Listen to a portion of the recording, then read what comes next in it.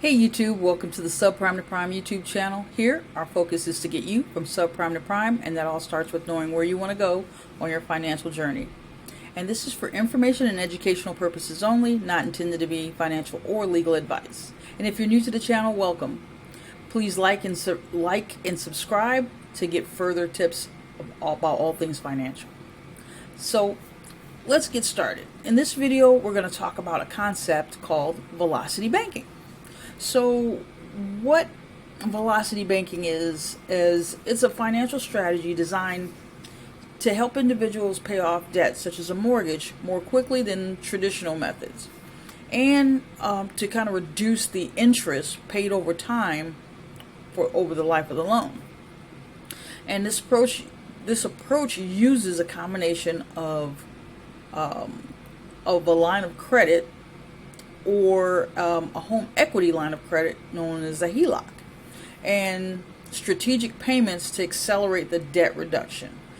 Now, here's kind of me explaining the breakdown of how that goes. Now, remember, this is kind of an introduction to this method. Absolutely do your research and homework on it, but I find that, some people, if you have the discipline to do this could be a game changer in paying down your mortgage at a faster rate. Now, there are considerations, and I'll get to those towards the end. Now,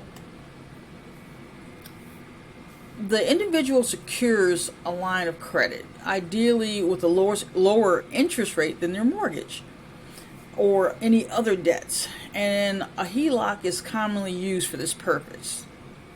Okay, then you deposit your entire income directly into the line of credit instead of a traditional checking account.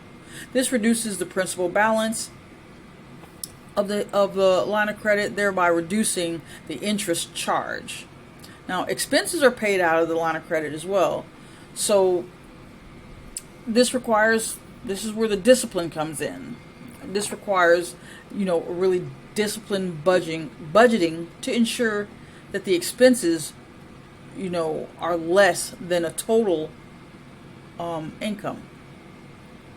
So periodically, you'll want to make a large lump sum payment, referred to typically as a chunk payment towards the principal of the mortgage or whatever you're using it to pay down. You could also use with credit cards as well.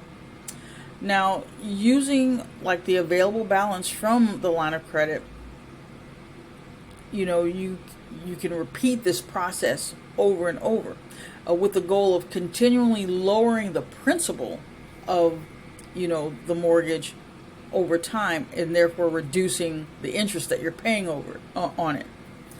And, by reducing the principal more quickly, you end up paying less interest, and reducing the debt at a rapid pace.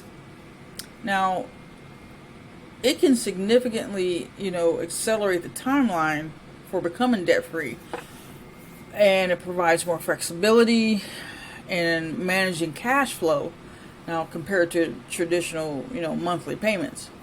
Now, this strategy requires meticulous budget management. Now, if you're not there yet and you're just like really getting on your feet with managing everything in the house, trying to figure out where to plug all the holes and reducing payments and just, beefing your financial wherewithal to be able to, save, invest, pay your expenses, and all of those things, this could work for you. But if you're not meticulous and you're sometimey on your budgeting, this might not, be the best use of your funding and availability. Now, one thing to keep in mind that using a HELOC or a regular line of credit, it increases leverage, which can be risky if you have a significant change in income or if your property value decreases. this might not, like I said, be the best use of, those resources. Now, this isn't a one size fits all scenario, and you really, really should take into consideration, long-term longevity of the job, what's going on financially with regards to the markets, and whether the interest rates are going to increase or decrease. You kind of got to be mindful and watching out for that. You can always pivot and reduce some of your costs with regards to, like cutting the cord for cable if you're overpaying for that, and other reductions. And we're talking about cutting back a little bit on entertainment and things like that, and just keeping your finite things that must get paid every month, your utilities, car notes, and all those things like that. But it is a good method for if you're pretty stable and you're responsible with how you pay your bills on time anyway. So just introducing velocity banking, because it works, it does work, but it's something that you would have to put into practice. And you don't have to start big with, like a mortgage or something. That was just kind of giving you the overall picture, because people use it to pay their loan, their mortgage loan off in, say 20 years or 15 years or 10 years or something like that. But you can also use this with, maybe you have a vehicle, or credit cards.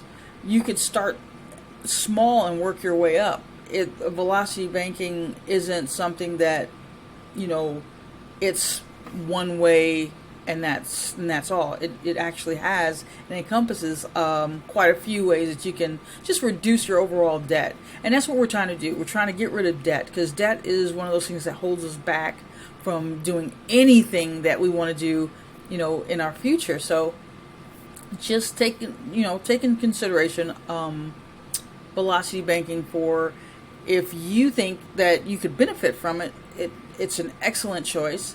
And then also keep in mind, if you don't allow for, like, a mortgage is a mortgage, you're going to have that if you do have one, or a car note. But credit card debt, you really don't have to utilize credit cards unless you're going to pay them in full, because that we fall into that trap. Now, if you want to hear more about subjects such as velocity banking and different credit hacks, join our VIP Subprime to Prime on the School platform, where we talk about all things financial literacy. And thank you again. Until next time, have a good one.